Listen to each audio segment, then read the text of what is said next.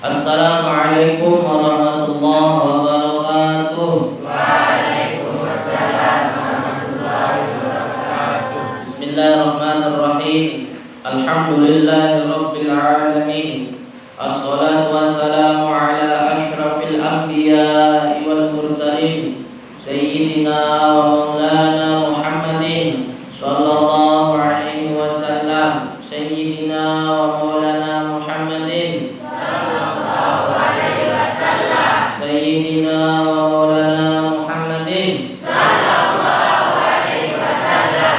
Abil Qasimil Amin wa ala alihi wa sahbihi ajma'in. Rabbi shrah li sadri wa yassir li amri wa hlul 'uqdatam min lisani yafqahu qawli wa saddid lisani wahdi qalbi bi rahmatika ya arhamar rahimin. Qala al-musannif rahimahullahu ta'ala wa nafa'ana Allahu bihi wa bi 'ulumihi fid dharain amin ila an qala faslun wa juludul maitati tadhuru bid-dibag. Baik, sekarang kita akan memasuki pembahasan terkait tentang menyamak. Jadi perlu dipahami anak sekalian, menyamak itu adalah mengkulitkan binatang. Bahasa Sasaknya apa bahasa Sasak? Dikulitkan kulit binatangnya. Jadi lindu, ada jadi beduk. Nah, bahasa Sasaknya kayak gitu. Oke. Wa juludul maitati, dan bermula juludu kulit-kulit al-maitati bangkai, dan bermula kulit-kulit bangkai itu tathuru dapat suci bid-dibag dengan disamak, artinya dengan dikuliti. Jadi semua, ada riwayat yang bertanya, ya Rasulullah, ini ada seekor kambing, domba, mati. Kalau sudah mati berarti namanya bangkai. Nah, saya akan buang. Kenapa engkau membuangnya, kata Rasul? Karena ini sudah bangkai ya Rasulullah. Maka dijawab oleh Rasulullah, sekalipun itu sudah bangkai, ambil saja yang namanya kulitnya. Ambil kulitnya, manfaatkan. Bisa jadi pakaian, bisa jadi peci, bisa jadi celana, bisa jadi tas. Kulitnya. Tapi ini bangkai ya Rasulullah. Maka dijelaskan dalam kitab ini, dan bermula daripada kulit-kulit bangkai itu tathuru dapat suci bid-dibag dengan disamak, dengan dikuliti. Ya, saya perjelas lagi. Kalau ada kambing mati, ya, matinya ini tidak dengan cara disembelih. Kalau disembelih halal hukumnya, dimakan pun halal kulitnya. Yang saya maksud ini adalah daging kambing, hewan yang halal. Kambing, sapi, kerbau, apalagi onta. Itu kalau disembelih maka sudah suci kulitnya.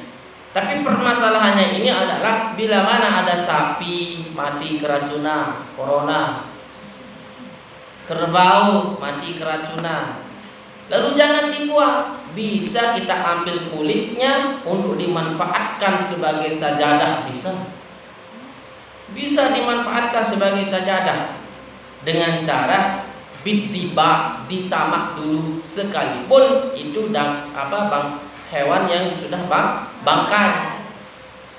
Misalkan cara menyamaknya, kulitnya diirisi dengan setipis-tipis mungkin. Terus kulitnya itu dipisah dengan daging-dagingnya. Setelah dipisah dengan dagingnya, dikukus, dikasih bumbu-bumbu yang harum. Terus dijemur sejemur-jemur sekering-keringnya. Nah, setelah kering kulit itu, maka dicuci. Ya dicuci, gimana cara mencucinya?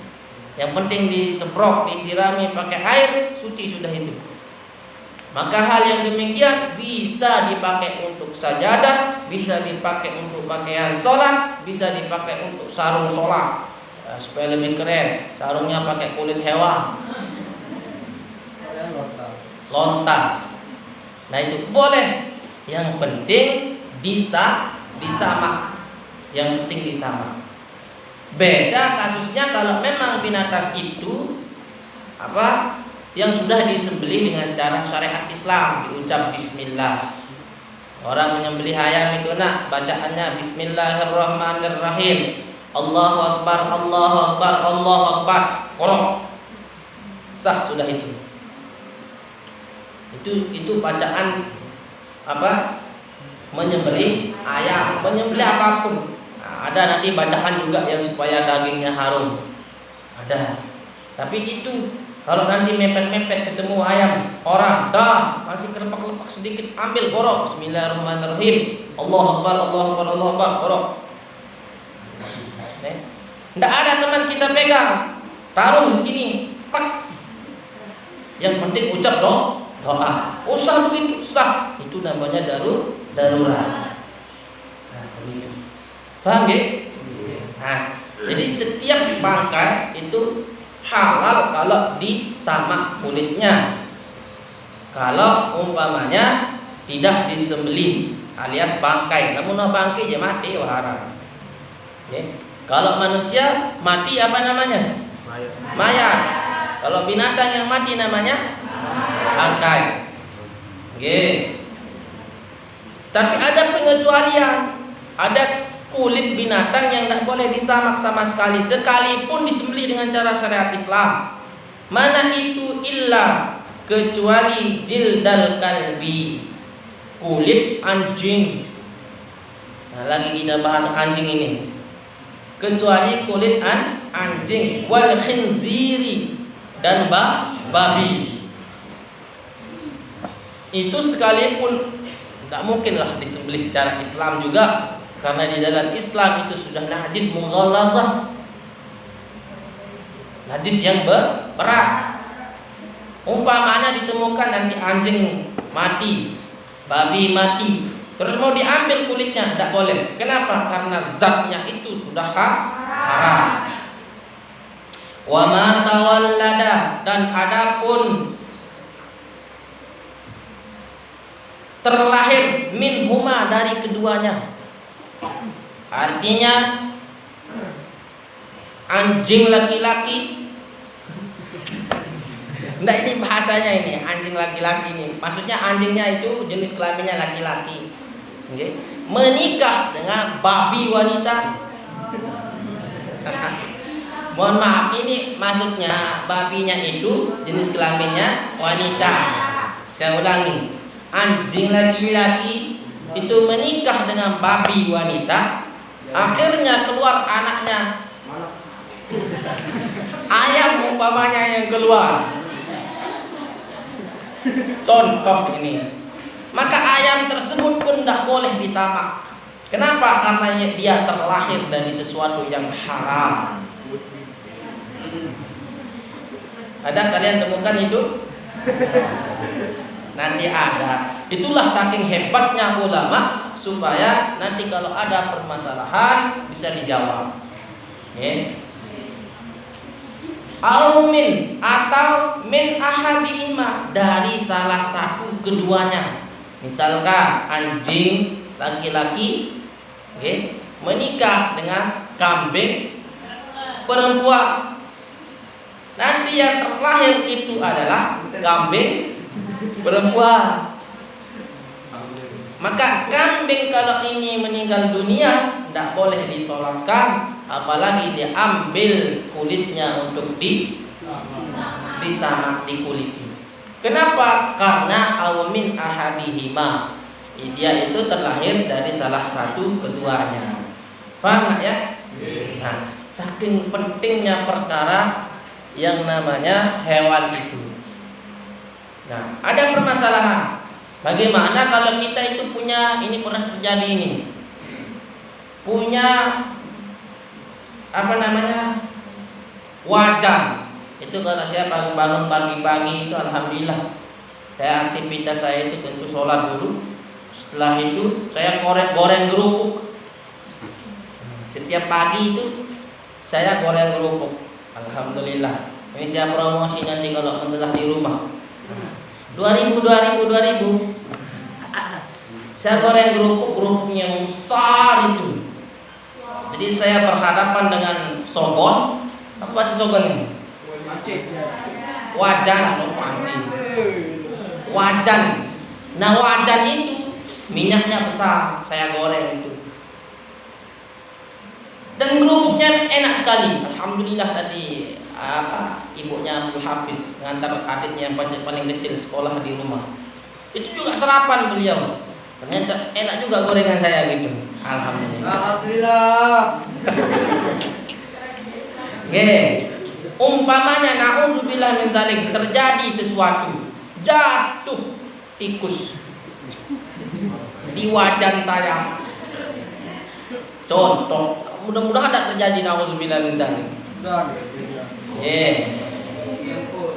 Plung, jadi tikus goreng. Nah, kalau umpamanya minyaknya itu minyak beku yang dipakai, artinya tidak menyebar ke minyak-minyak yang lain. Cukup diambil itu tikusnya dan sekitarnya itu untuk dibuang, sisih. Lalu bagaimana bekas minyak yang lain itu bisa dipakai? Halal. Karena sifat minyak itu dia kental. Tapi yang saya maksud di sini adalah minyak yang beku masuk gorengan. Beku ada minyak apa namanya itu? Ada minyak yang modelnya seperti itu, tidak bisa lama cairnya gitu. Na'udzubillah min dzalik. Ini contoh.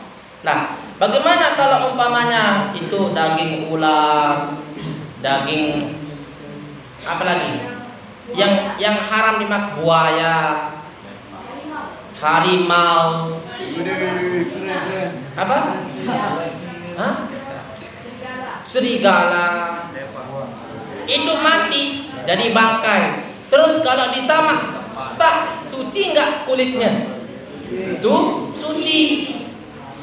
Dengan cara biddibar, dengan cara disamak. Jadi kalau ular bisa dimakan? Haram tak bisa itu dimakan. Astagfirullahaladzim. Haram itu. Tidak boleh dimakan ular. Harimau tidak boleh makan harimau. Kucing tidak boleh. Apalagi yang namanya Thailand itu lepah. Tidak boleh dimakan kata itu. Haram. Kucing itu hukumnya haram dimakan. Tapi kalau dia meninggal dunia, lalu disamak, diambil kulitnya dengan cara kita menyamaknya, maka suci, sah, halal dipakai untuk sholat. Yang penting cara proses dibaknya itu, menyamaknya itu, pertama kulitnya diiris tipis-tipis, lalu dipisahkan kulit itu dengan dagingnya. Setelah itu dijemur, kasih parfum lah sedikit biar tidak bau menyengat ke tetangga orang. Setelah itu kering sekering-keringnya, baru dicuci. Luar dalamnya yakin masuk air ke sana. Setelah disuci, maka suci sudah hukumnya. Dan cara menyucinya itu dikeram dulu. Setelah dikeram diangkat, baru dibasuh, disiram pakai air. Suci sudah hukumnya itu. Paham ya? Sekalipun dagingnya itu atau kulitnya itu dari hewan yang haram. Wa azbul maitati, dan bermula tulang-tulang al-maitati, bangkai. Wa sya'ruha, dan rambut dan bulunya. Nah, mohon maaf, kalau rambut itu khusus kepada manusia yang ada di kepala. Kalau bulu itu ya bulu binatang. Ini apa namanya ini? Bulu alis. Bisa dikatakan rambut? Tidak. Ya. Terus ini apa namanya ini? Mohon maaf. Bulu ketek. Dan bulu-bulu yang lain. Nah, Wa azbul maitati, dan bermula tulang-tulang al-maitati bangkai itu, wa sya'ruha, dan bulunya najisun, najis. Jadi tulang anjing, ini separuh anjing itu pembahasannya ini. Tulang apa lagi? Pokoknya tulang-tulang sudah ya, yang haram dimakan itu hukumnya najis. Illal adami, kecuali manusia. Kalau manusia dan tulangnya halal, tapi haram untuk dimakan. Ya, ada psikopat di sini. Tidak ada ya. Ya, bahaya. Kecuali daging tulang manusia, kecuali rambut manusia. Itu yang kelas 1 sudah tahu sejarah rambut bulu keriting lah. Sudah tahu sejarahnya? Belum? Ya, astagfirullah.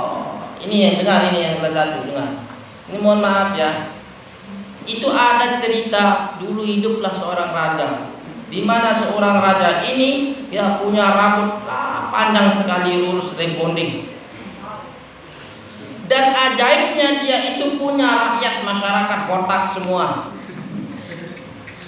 Nah, yang sudah dengar ini mungkin tidak apa-apa, tapi kelas 1 ini kasihan dan tidak tahu sejarah rambut keriting itu. Nah itu, dia punya masyarakat botak semua. Jadi ketika dia ada rapat kumpul di tengah lapangan, itu semua kilau. Kenapa? Karena rakyatnya semuanya botak. Sendiri seorang raja itu rambutnya lurus. Ini perhatikan kelas 1 sejarah asal usul rambut keriting. Oh, sampai keritingnya ada asal usulnya. Nah suatu itu ada salah satu masyarakat bertanya, wahai raja, dunia ini tidak adil. Kenapa rakyatku? Iya, karena dirimu sendiri yang rambutnya itu ada lurus, sedangkan kami ini botak berkilau. Mohon solusinya raja. Yang namanya raja yang rela untuk mendermakan hidup jiwa raganya untuk rakyatnya. Akhirnya rambutnya itu dicabut, dikasih. Rambutnya dicabut, dikasih kepada siapa? Kepada rakyat yang botak-botak, dikasih. Akhirnya rambutnya si raja itu habis. Tapi ada rakyatnya yang belum dapat rambut, masih ada yang botak. Akhirnya solusinya dia ambil bulu yang di sini, dikasih kepada yang botak, diambil sampai semua bulu dikasih kepada rakyatnya. Makanya kalau ada yang keriting mungkin itu asal usulnya.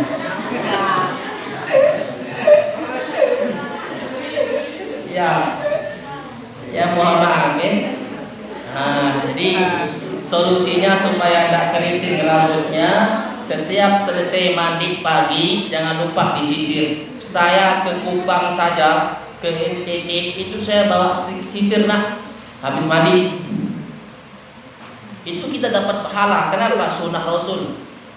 Habis mandi disisir rambutnya biar lurus, enggak keriting kayak tadi. Tapi zaman sekarang kan molah, sekalipun keriting bisa dicatok yang lurus, bisa direbonding yang lurus. Wallahu a'lam bishawab. Seperti itu nah ya.